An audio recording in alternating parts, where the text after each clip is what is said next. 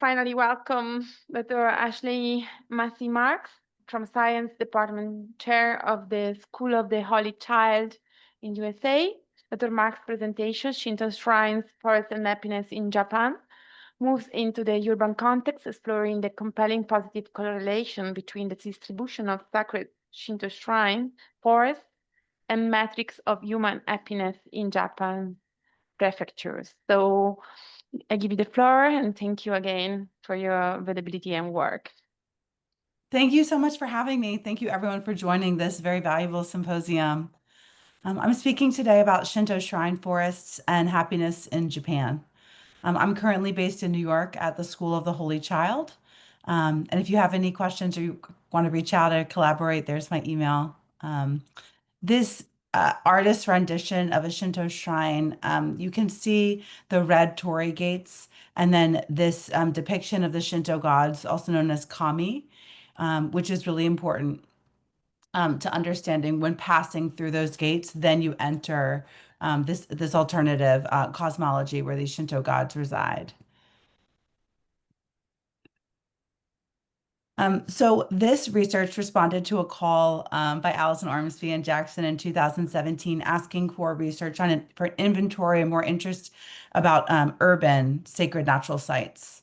And so we focused on Japan. 91.3% of Japan's population is urbanized. They live in urban areas. And we looked at green space recommendations for urban areas. And the World Health Organization recommends that cities have a minimum of 9 square meters green space per capita. And if we're looking at that green space in Japan, they're well below that. Tokyo is 5.8 square meters, Osaka 4.5 square meters. And for example, just looking at one prefecture in the Aichi prefecture, 26 of the 32 cities have a green space per capita below the WHO threshold. This picture, you can see Meiji Shrine, and you can see how urbanized this area is and the protection that the Shinto shrine has afforded to this forest. Okay, so here we see Meiji Shrine. And you can see that the protections that afforded to this forest in this very highly urbanized landscape. Let's see there. So you may have heard of Shinrin-yoku forest bathing. This concept has come out of Japan since this research, and not from this research, but in the time past, this has become very popularized. I'm wondering if I can move these guys. Yes. Okay. So according to government surveys, 58% of workers in Japan report stress at work. And there's even a Japanese term, karoshi, for death from overwork. So this is a serious concern for urban residents. Over 25% of those surveyed, almost 500 respondents, engaged in Shinrin-yoku in the past year when asked. And over 66% of respondents were interested in Shinrin-yoku for health benefits. There's been a large body of work in Japan looking at the physiological benefits of Shinrin-yoku. For example, office workers in Nagano Prefecture stayed in the forest for a retreat, 3 days and 2 nights. And they actually looked at the salivary cortisol levels. So these are physiological studies, and they showed decreased stress levels and exhibited improved immune activity up to a week, and in some cases over a month after that weekend retreat. Uh, the research finds that stress relief occurred just upon arriving at the forest. I know we've all experienced this, arriving at a natural place, feeling our shoulders go down, and just that relaxation that comes from being in the natural world. They found the type of the forest, the size, and how long actually was spent in the forest did not determine those health benefits, which is very exciting if you think about these small forest patches in urban landscapes. Just visiting them can provide these physiological benefits. Patients with diabetes who engaged in Shinrin-yoku 9 times over a 6-year period decreased their blood glucose levels after 30 minutes of walking in the forest. And this was compared with other interventions like using cycle ergometers, walking on treadmills, or swimming in hot spring pools. So the benefits have been measured. Okay, let's see here. So I know we're talking today about sacred natural sites, sacred forests. So just to be clear on the definition we're using in this paper, it's areas of land or water having special spiritual significance to peoples and communities. This concept of sacred forests in Japan as a meeting place for the men and the gods dates back to 10,000 to 300 BC, to Jomon times. Shinto shrines are called jinja, and Shinto shrine forests, actually specifies that natural area around the shrine itself is Chinju no Mori. This is a map, an artist depiction of Meiji Shrine from 1920. You can see this torii gate here. And this is about a century later.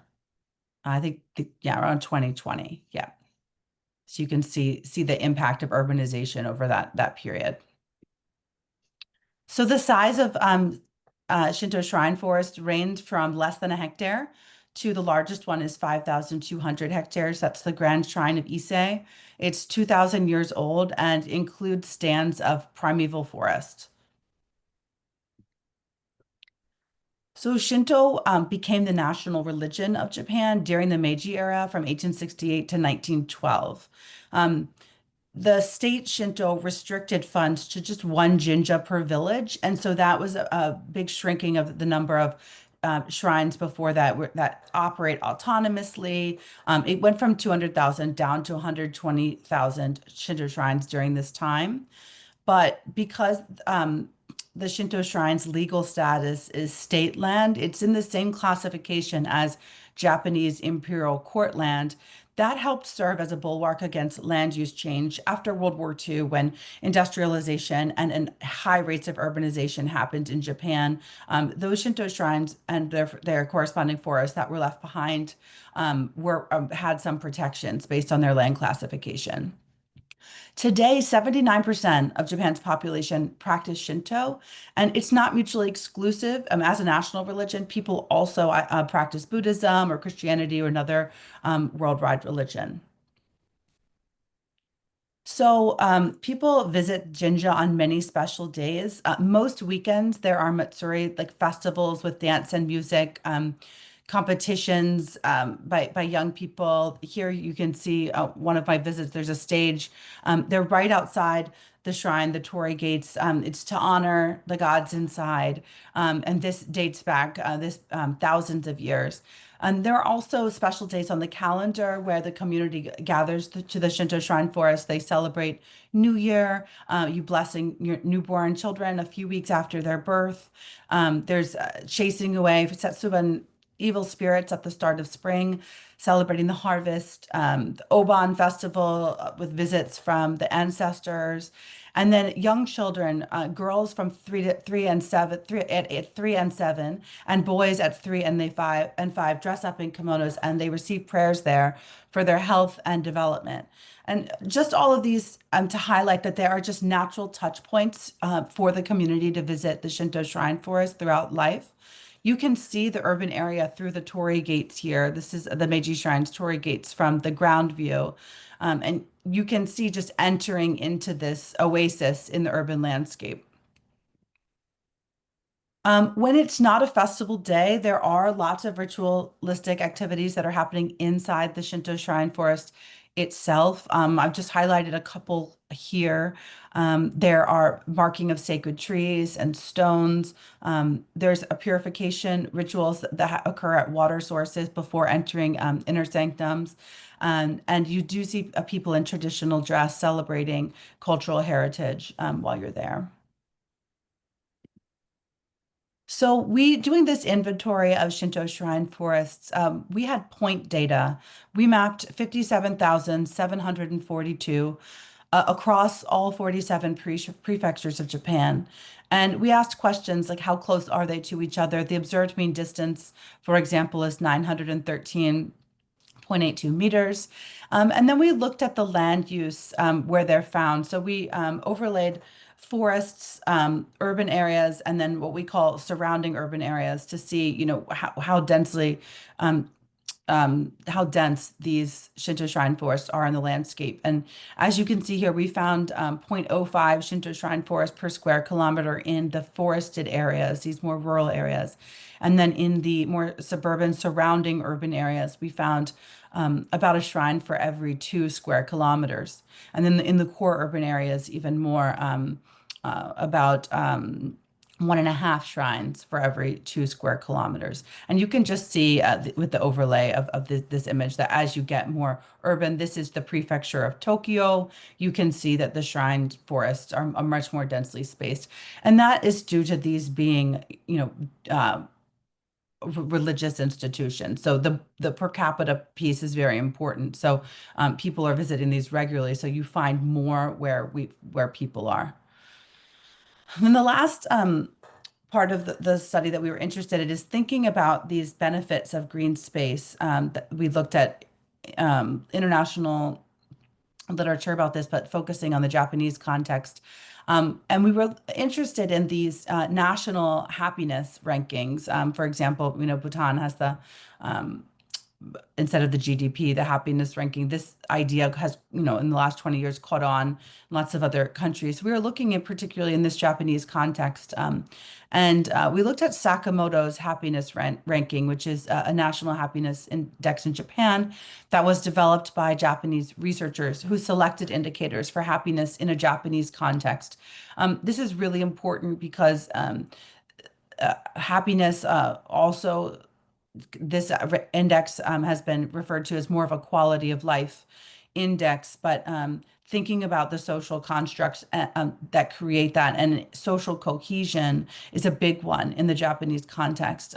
So looking at all of these different indicators that make people feel a high quality of life or happiness, they separated them into 4 broad categories: life and family, labor, safety and security, and medical care and health issues. And here we just put our happiness rankings. We overlaid them with a number of Shinto shrine forests per 1,000 people for each of the 47 prefectures. So each of these here represent the prefectures, and you can see there is a relationship here, that as in areas that have more Shinto shrine forests per 1,000 people, we're also seeing these higher levels of happiness. Now, we all know that correlation is not causation and that there are many different factors that might be impacting both of these things, but they also uh, both touch on this well-being idea, this happiness, the social cohesion provided in these prefectures, that it would make sense that we would see this relationship, even if it's not causative. Okay, and then here we can see it spatially laid out with the Shinto shrine forest per 1,000 people on the left, the prefectures of Japan, and on the right, we have the happiness rankings. We can just see this, some of the different outliers really can jump out here. And then we just looked at those where the rankings weren't matching, and they had very obvious explanations. This one, for example, Kochi suffers from typhoons, landslides, is very impacted by natural disasters. So the quality of life there is really dragged down in the ranking by those factors. So even though there are a high number of Shinto shrines, the levels of the happiness ranking is lower in that prefecture. I can go back. There's also this outlier here. This one's really interesting. This is Okinawa. And you can see, even though there's a high number of Shinto shrine forests per 1,000 people, almost 1.5, the happiness ranking is low. And this is Okinawa, which was an independent kingdom separate from mainland Japan.